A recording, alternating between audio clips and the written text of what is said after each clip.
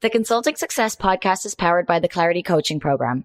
If you'd like to work directly with the Consulting Success team and receive personal coaching and support to optimize and grow your consulting business, marketing, and revenue, visit consultingsuccess.com to find out more and apply. Welcome to the Consulting Success Podcast. I'm your host, Michael Zapersky.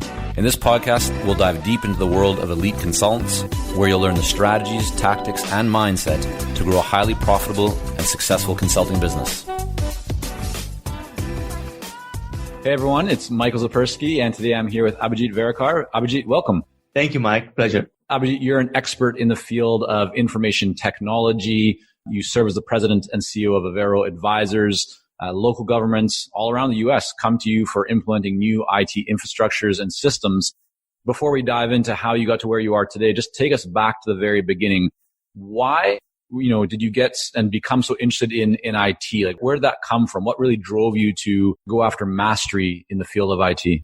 Early on, when I was getting out of high school and just trying to figure out what I want to do with my life. Where was high school for you? High school was in India. So I grew up in Goa, India, which is a beautiful small state in India. I actually got back from there 2 nights ago. And I was always interested in technology. Back in the late 90s, tech was just starting. The internet had just come about in India.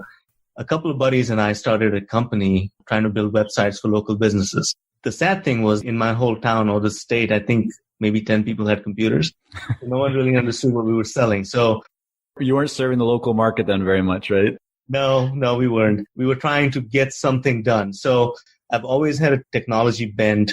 My education has been in business and accounting. So when I got my MBA from Cleveland State, I kind of fell into consulting. Type of consulting that we do is not purely tech. It's how do you apply technology to business? It's business process redesign, coming up with requirements, formulating strategies for effective technology use, and then implementing those technologies to come up with better outcomes for our clients. It's a marriage of business processes, business thinking, right, and technology. And so you mentioned you got your MBA from Cleveland University, and then you went into working, I don't know if it was right away, but before starting Verekar Advisors, you worked in other consulting companies. Correct. What did you take from those experiences, in terms of learnings or best practices that you were then able to apply when you launched your own business? So early on, it was, again, about finding myself. I started with this consulting company as an intern. And what I quickly realized is that my 2 masters had taught me nothing about this industry or the subject matter. I knew a few words and I could apply myself. What it came down to was, how do I use my intelligence and my brain power to do things other than just get good grades, right? So what I did quickly was I latched onto a few mentors that were really intent on teaching me the ropes, not just in terms of the subject matter of consulting, but also how to do business in the world in general. So I had no experience before that in consulting. So when I got my first job as an intern, my job was to really just dig in and learn. Learn how to deal with clients, learn how to deal with your peers and your superiors, and just be a good professional, right? And from there, I became a master in some lines of consulting, and I would say that is IT strategy and business process redesign. How important was it for you, or how kind of beneficial was having mentors around you? Extremely beneficial. It's the thing that is missed the most in today's environment. I mean, you give millennials a bad name just because they don't show up to work prepared for the industry. But the industry needs to take a step towards the millennials or whoever and offer mentorships. I think it's the most important thing that a person can get. Yeah, I agree with you. Like, when I look back over our years of being in business and, even 19 years ago when I started our first consulting company with my cousin Sam and business partnerships, the impact that having mentors around us, or even like some of our first clients, were also then mentors to me. And that was just such a great way to accelerate your understanding and to be able to make progress and to see things that you wouldn't have seen before if you were just trying to do it all alone. And that's why I say to people, like, regardless of whatever area you're trying to improve in, make sure that you have community or a coach or a mentor or someone around you, because if not, you're just losing so much opportunity cost by not being able to kind of get that acceleration. So let's come back to your IT and the skills that you've developed there, because one thing that stands out about what Verekar Advisors does, or just kind of what you do, is your messaging. Like, IT to a lot of people is very dry. It's kind of a little bit of a boring thing. It doesn't necessarily seem cutting edge. It's like IT, but you really communicate IT in a way that's much more engaging. Like, I think on your website, it says something along the lines of helping local governments build smarter communities that empower citizens and enrich lives, right? That doesn't necessarily sound like your typical IT firm. Just talk to us about how you found IT and the connection to things that are just going on around us. Like, why have that kind of messaging in place? What's the thinking behind that? Good observation, Mike. I think there's a lot of noise when it comes to IT.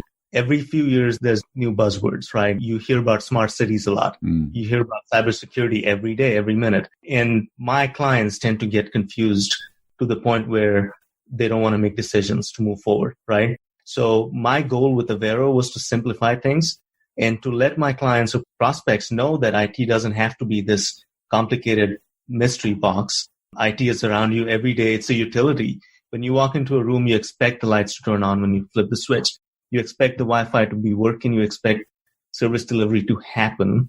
And a lot of times where my clients, who by the way are city managers, mayors, governors, my client isn't the CIO. My client is the executive.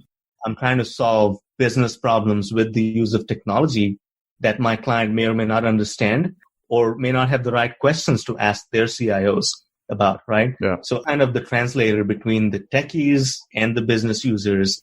And that's why the messaging is simplified. We're extolling our clients to rethink IT. We're extolling them to ask the right questions and have us on their side as partners. So let's talk about that, because for many consultants, the idea of going after government contracts or working with the government, it's scary. It's like, it just screams RFPs and long processes and bureaucracy and 100-page proposals and things of that nature. Is that the reality for you? Like, have you just found out a way to work through all of that? Or is there something different that you've been able to do to actually get a seat at the table with a governor, with a mayor, with those types of kind of people in government? So even if you have a seat at the table, you don't bypass the RFP process, right? So at Avero, we have business development manager that is focused on churning out RFPs. We have an operation that is very finely tuned to picking out new RFPs, vetting them, making sure that it's not just a formality that prospect is doing, that you really can have a chance if you put it in. How do you know that? So for someone who's looking at, let's say, a government contract, and there's a lot of them, right? There's certain websites that post new RFPs and opportunities all day long. For someone who's saying, yeah, I'd like to win some government business, but I don't even know where to start because I don't want to just be, a number amongst other firms. What should they look for? What are some tips that you might offer that could help them to have a better chance? So you have to be in tune with the market, right? Like in any industry. So we subscribe an RFP engine that collates all of the RFPs that are coming out and presents it to us daily in a report. It can be searched. You can go back and look. If you have paid the right amount of fees, that engine will also tell you what's about to come out. So there's a lot of market intelligence that goes in. What is that called? There's many, right? The one we use is called Government Navigator. Yep. You can get something that's called OnBase, Demand Star. There's a lot of companies that do that. Some do it better than the others. So we use Government Navigator, and it gives us about 95% of what's coming out. And then you have to go to conferences. You have to market like any other client. But keep in mind, the sales cycle in a government buying environment is 1.5 years, 2 years. So there's also the process where you start teaching a prospect the idea that then becomes an RFP a year down the road. And then you apply for it and then you get it. So there's not one channel. You have to be diligent about how you pursue your clients and how you manage your pipeline. So just Abhijit, talk a little bit more about that last thing that you mentioned, where you in fact are teaching or working with someone who might be a client down the road about an idea of a possibility, and then they grasp onto that. Then they decide, okay, now let's put that out. But obviously, if you've been the authority, the expert on their side, kind of to a degree, their partner, your chances of winning that bid or that project are significantly higher, correct? Correct. And I'm not the only one doing this, right? For sure. Yeah, definitely. Yeah. And I understand that.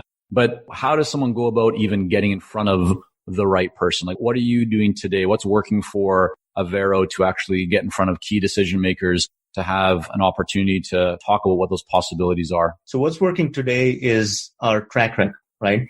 Our references are the ones that help us get in front of other mayors and other city managers. They all have their own network. There's the International City Managers Association conference that happened last month in Nashville that we went to. Our clients that are Tennessee city managers or across the country introduced us to a bunch of other city managers. That's one avenue. You have to be the subject matter expert in this area. So we do a lot of Not a lot. We've started doing a lot of email marketing and Twitter and Facebook. We need to get better at that. We need to do a lot more of article writing and showcasing our knowledge base. Mm-hmm. When you're starting off, it's a whole other ballgame. Talk to us about that, because it sounds like now you're leveraging your experiences to this point, your relationships, your track record, the success that you've had.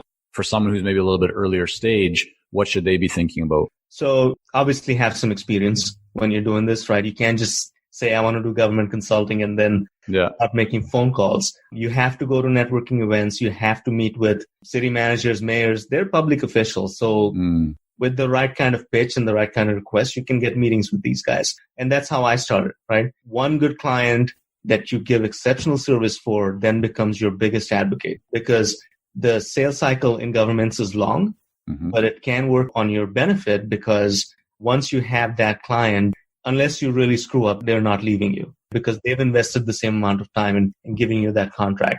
So you build a lot of rapport and you build a lot of confidence in the business relationship, then gets translated. Is there anything that you do, Abhijit, to really stay on top of that relationship to ensure that you're adding value with your clients? Like anything in terms of a certain frequency of check-ins or some technology, or what do you feel is really adding a lot of value for your clients beyond the actual work that you're doing? So the existing clients, we're small enough that I can do this, that I personally touch base with them every week at least. Okay. It's burned in my mind when my mentor early on told me a client left alone for 7 days is one left alone for too long.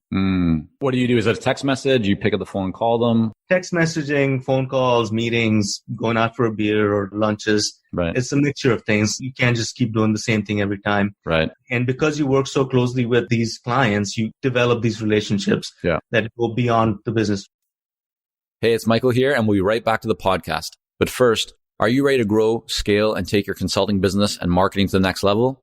If so, our Clarity Coaching program may be a great fit for you. You'll work with our experienced team to set up a strategic plan for your business and coach you step by step in areas like how to consistently attract more leads, develop a magnetic message that resonates with your ideal clients, strategically package and position your services, earn higher fees, win more proposals, and scale your business. To find out more about Clarity Coaching and apply, go to consultingsuccess.com and click on coaching. While we work with a lot of seasoned and experienced consultants here at Consulting Success, I'm often contacted by new early-stage consultants. Invariably, the question I'm asked is, what are the steps I should take to become a successful consultant and grow my consulting business to my first 6 figures per year? Well, I'm excited to announce that we've opened the doors for our Momentum program. This is our most popular program for early-stage consultants, and it has helped almost 1,000 consultants to start, run, and grow successful consulting businesses. It gives you the step-by-step plan to help you with your messaging, your fees, and pricing strategies, how to win more proposals, how to go to market more effectively, developing a marketing system to generate leads consistently, and so much more. And right now, until September the 19th, you can sign up for Momentum and get 50% off the regular price by going to consultingsuccess.com/audio. That's consultingsuccess.com/audio, AUDIO. Only 100 spots are available to join Momentum and get 50% off. This deal is only available until September the 19th or until all 100 spots are gone. We won't be opening up new spots in this program for several months, so don't wait. Go to consultingsuccess.com/audio. That's consultingsuccess.com/audio, AUDIO.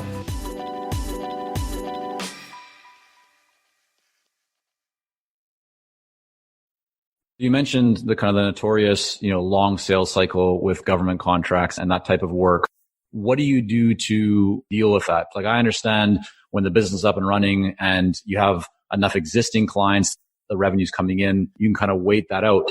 But let's say if someone's listening to this right now and going, yeah, this is a great idea. I think I'd like to start building in some government contracts or opportunities, or just even corporate projects that might have longer sales cycles. What did you do in the early stages to be able to have a business having revenue come in if the sales cycle is so long? Or how did you find ways to navigate that and make it shorter? Right. So in the government world, and in the private sector, there's something called subcontracting, right? So we also chase clients or other businesses that have existing relationships with government entities, and then we tend to subcontract with them. So in that case, they've already gone through the sales cycles. They have this contract. If you have a valuable proposition, they can bring you on their team, give you some business, get the cash flow going. And that's what we did early on is get started. We pursued some prime contractors that had large contracts with the state or counties, and we just got on and rode their coattails. And what percentage of your business today would be that versus just direct, you being the prime?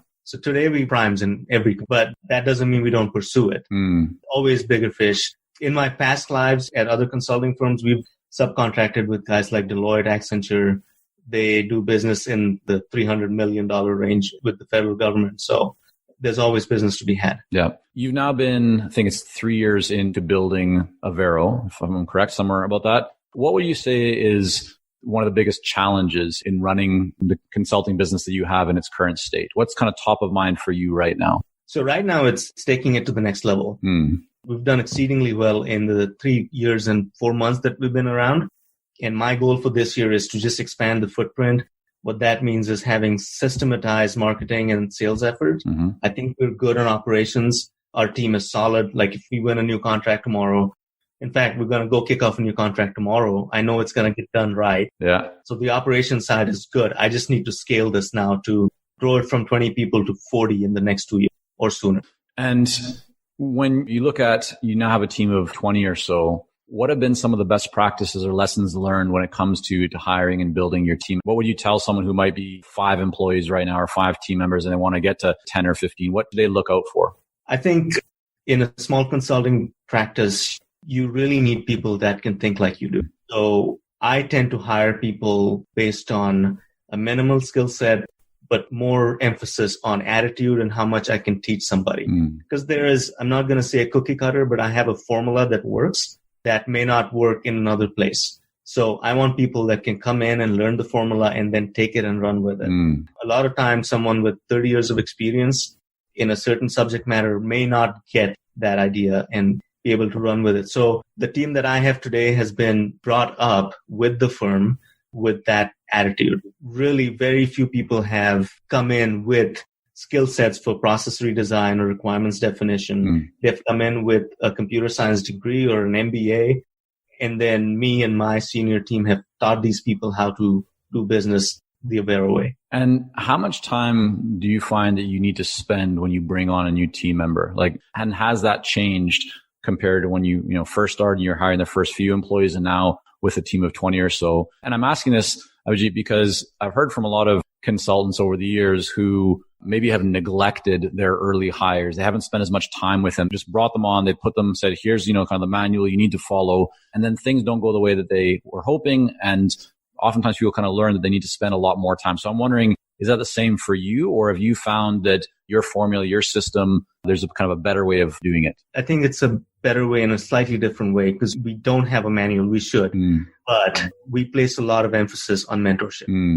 So when we hire somebody, I'm the last person to do sort of like an informal interview where I'm looking at, can I mentor this person? And is this person ready or to be a mentee? Right? That's critical in how we've grown. The other thing we do is we fire really fast. So we'll take a lot of time to hire. We'll put them through 4 or 5 interviews. But when it comes time to letting someone go, we do it not flippantly, but there is a process that doesn't drag things out. Right. You're not a fit for this formula. You're not a fit. And what does the mentor-mentee relationship look like? Just kind of take us through maybe the last hire that you made or a recent one and give us a quick example or two of how you would mentor them or what kind of things you might take them through. So the very first hire is someone that will stick with me forever, right? In my head, and he's probably not going to leave me. But this person applied for the job. With my line of work, the job description can be very fuzzy. Business analysis for governments in technology, but we don't sell any technology. So I can't tell you what skills you need to bring in. I need you to have problem-solving capabilities and an inquisitive mind and an openness to learn. Sure. When this person came on board, the interview process went something like this. I said, hey, Ross, what do you know about us? And he was very honest with me and said, man, I don't know what you guys do. I was hoping you could tell me. And I said, all right, that's a good start. You're not going to BS me. And then good interview. I followed up with the person and said, do you have any writing samples? And he said, yeah, well, there's this baseball thing that I did a few years ago because I was trying to break into baseball management. So send it over.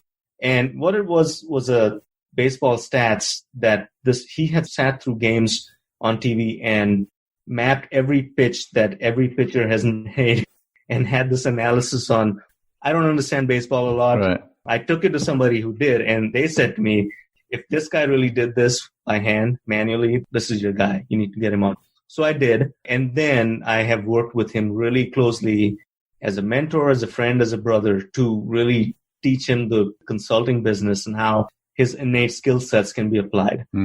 Another story is we hired someone who's really sharp on paper, beautiful resume, computer science degree, came in, and we then found out that, she's not a native English, she's from Vietnam, but had the right attitude, used the right words. We said, all right, we'll give you a shot. She's one of our stars today. She's actually the one that runs our business development RFP engine that doesn't allow her to be in front of a group of people. I mean, we do business and we're headquartered in Tennessee. A lot of our business is here. Right. We have to fit the person to the audience. So we're still working with her on that, on coming up and being the public speaker that she will be someday. But today, her skill set is being used in the business development area. She's doing great. That's awesome. What have you found has happened to your margin as you've added, new team members? Take us through like up to the first 5 employees and then maybe 10 and then kind of 20 where you are today. Has your margin in terms of profitability changed a lot as you built the team, or has it remained kind of quite constant as you've increased the headcount? So it's decreased, but it's still very acceptable, very high. Where we've lost some margin is in the overhead. So as we've grown, we've had to bring on an operations manager. We've had to hire some space for people to work in. So that's what's eaten into the margins, but it's not anything dramatic. Adding people doesn't necessarily eat into margins so much in my business, because we're only going to add when we have real chance of getting some business that isn't any existing business. And how do you handle that in the early days? Like for a lot of consultants who want to build a team or even get a few people on their team, if they're running solo right now, that's a question kind of at the top of their mind is like, I want to bring someone on, but it's chicken and egg. I can't really hire someone, or I think I can't hire someone until I have the business, but I can't go out to win the business with confidence until I have a team to know that I can actually deliver on that business. What advice would you offer to them? You got to pick chicken or the egg. You have to take that risk. The answer is not going to come to you unless you take the jump. Yeah. But really, that's the only advice I can give. So what I often share with clients around this is just the idea of like building a bench of talent so that way you don't necessarily have to go out and hire people, but you're investing in relationships beforehand so that you can go out, you can have conversations with confidence. You can look for new opportunities that might be larger opportunities compared to what you're doing now. And then when you win that opportunity, you don't have to go, oh, okay, I have to try and find someone. You already might have 5 people or more who you've built relationships up with, and you can send an email and say, hey, that opportunity or this kind of work that we were talking about before, we now actually have an opportunity. And it's quite likely that at least, one of them is going to be available at that time. If they're contractors, or even if they have a job, they might be available kind of part-time to support you with it. So that's one thing that I say to people. But you're right. I think the message that I would definitely agree with that you're sharing there, Abhijit, is like, you got to be a business owner, right? There's a big difference between being a consultant / contractor and just doing the work and actually being an entrepreneur and running a business. And there's risks involved with business, but the rewards are so great. It's worthwhile to take those risks, but you have to be prepared to take some of them if you want to truly build a business. Or the pitfalls, right? When I started, it was just me. And then I brought on a few more people. And I went through the tricky transition of being the consulting face of the company to the business owner face of the company, right? And there are clients even today that struggle with the fact that I'm not involved in the day-to-days, because that's how the long-term business was sold. Sure. The challenge is reassuring your clients that you're still around, but you have this other thing that you've created that you have to manage. So yeah, there's a lot of risk-taking involved. There's a lot of forethought that goes into it.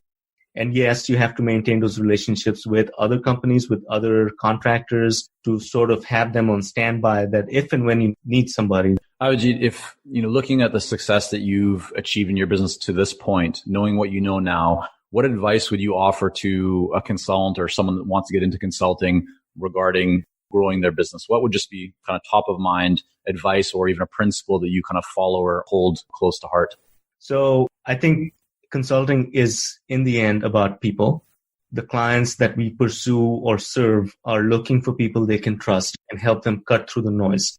And if you focus on the people, and once the people trust you, you make sure you deliver, and then that builds more trust, right? So I don't care what kind of subject matter expertise you're bringing, if you can't handle people and if you can't deliver on your promises, you're not going to get anywhere in the consulting business. It's all about people and building trust. Definitely.